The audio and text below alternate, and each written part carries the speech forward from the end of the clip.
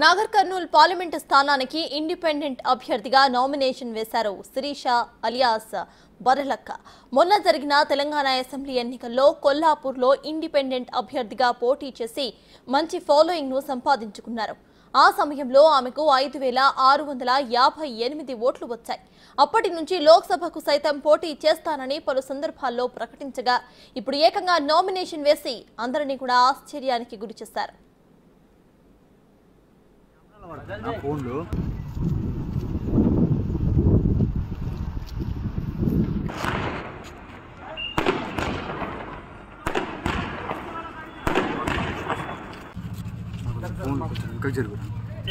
అట్లానే ఇంకా జరుగు ఓకే అందరు ఫోన్లో పడుతుంది కదా.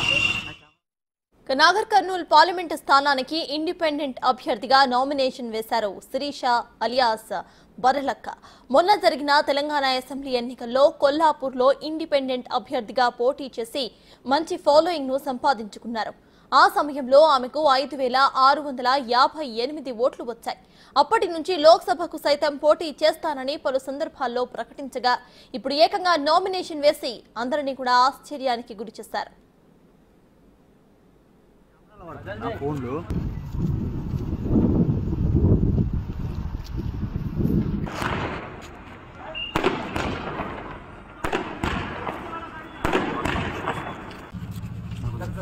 ఇంకా జరుగు అట్లానే ఇంకా జరుగు